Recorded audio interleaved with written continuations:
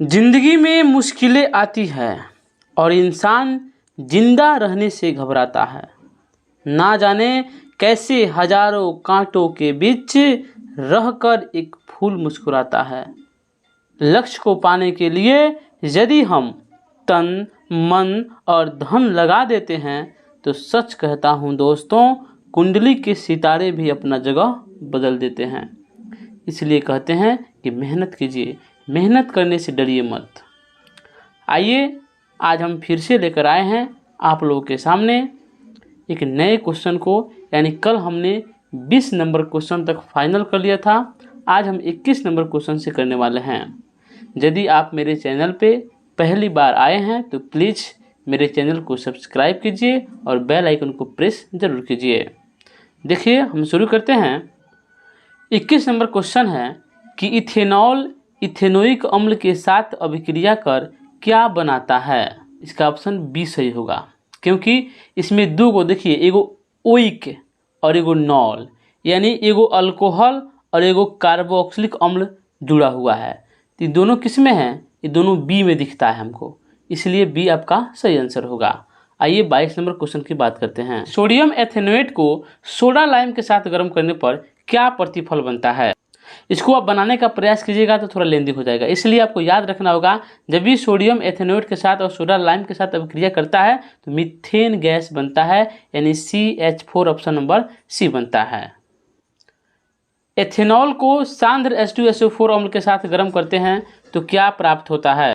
तो क्या बनता है? ऑप्शन नंबर बी, यानी एथीन बनता है। ठीक है, अब देखिए 24 नंबर क्वेश्चन, विनेगर निम्न में से क्या है। काफी इंपॉर्टेंट है। विनेगर क्या है तो आपको याद होना चाहिए, हम विनेगर को क्या कहते हैं? एसिटिक एसिड कहते हैं। क्या कहते हैं? एसिटिक एसिड कहते हैं। 25 नंबर क्वेश्चन काफ़ी इंपॉर्टेंट है। देखिए निम्नांकित में कौन समावयी है, इसको समझना होगा। यानी दो को दिया है यौगिक और दोनों को क्या है समझना है कि दोनों में बराबर कौन है। तो ऑप्शन नंबर सी देखिए, इसमें सी दो गो है और इसको देखिए इसमें CH3 करके कोष्ठ में 2 से गुना किया है, इसका मतलब सी भी 2 हो गया और H कितना हो गया? 6 हो गया। और एक H को OH के साथ करके इधर लिख दिया है OH और H5 कर दिया है। इस कहने का मतलब क्या है? ये दोनों बराबर है। ठीक है, इसलिए आपका आंसर कौन सा सही होगा? सी सही होगा। बेंजीन बहुलक है किसका? तो बेंजीन एसिटिलीन का बहुलक है। क्या है? एसिटिलीन का बहुलक है। आपको याद रखना होगा, इसका ऑप्शन नंबर डी सही होगा। आपका 27 नंबर क्वेश्चन है कि किसमें सहसंयोजक बंधन नहीं है।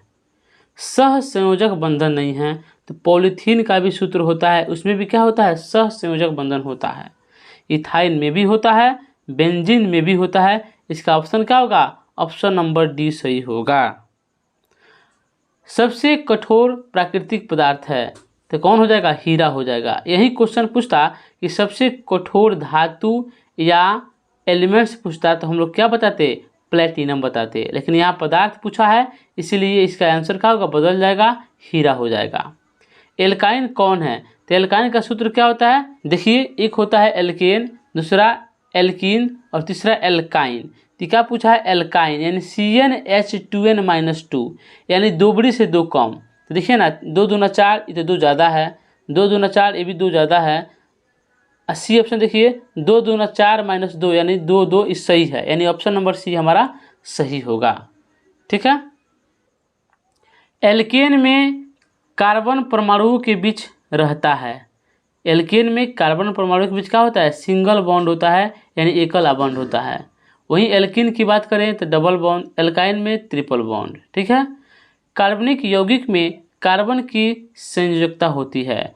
कार्बन की परमाणु संख्या 6 होती है। अगर 2 इलेक्ट्रॉन को भर देते हैं तो अगला कक्षा में 4 इलेक्ट्रॉन चला जाता है।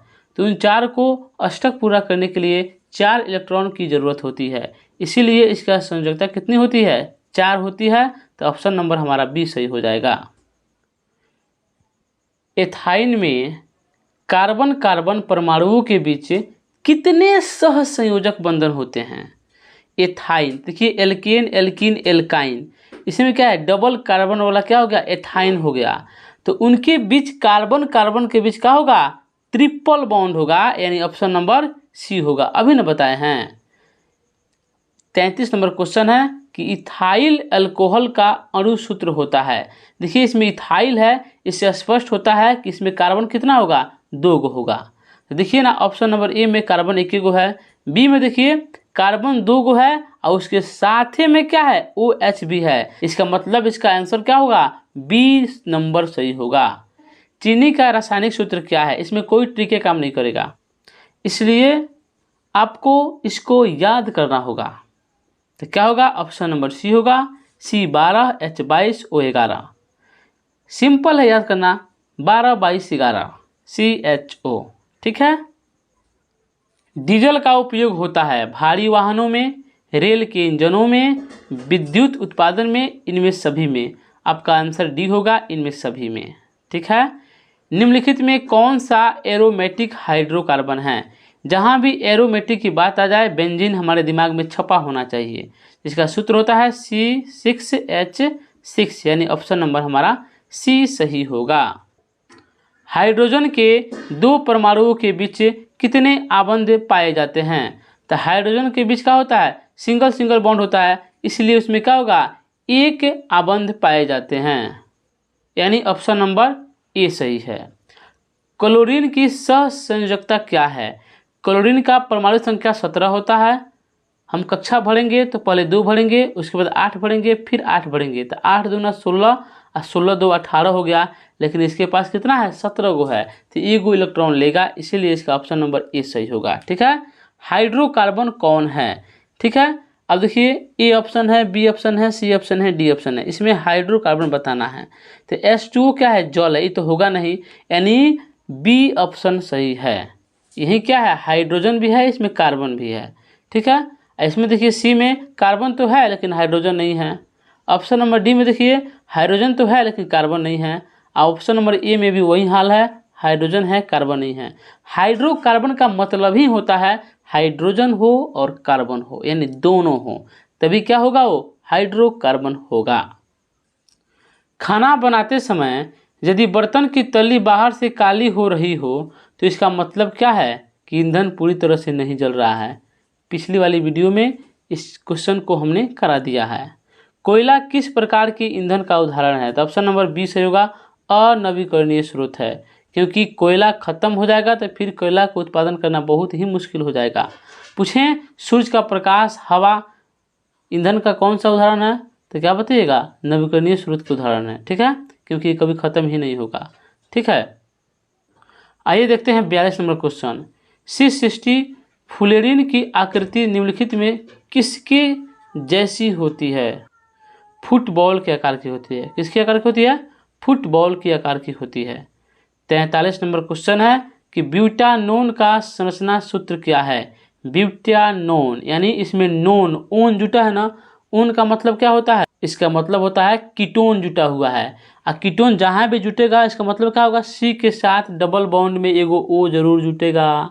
देखिए ना कहाँ है, इसमें ब्यूटानोन है यानी 4 कार्बन वाला, तो 4 कार्बन किधर है, इसमें देखिए तो पहला वाला में 4 कार्बन तो है, ठीक है ना, 1 2 3 4। तो आपका ऑप्शन नंबर कौन सा सही होगा, ऑप्शन नंबर ए सही होगा। ये आज का लास्ट क्वेश्चन है, कल हम इसके आगे वाले क्वेश्चन को करेंगे, तब तक हम चलते हैं।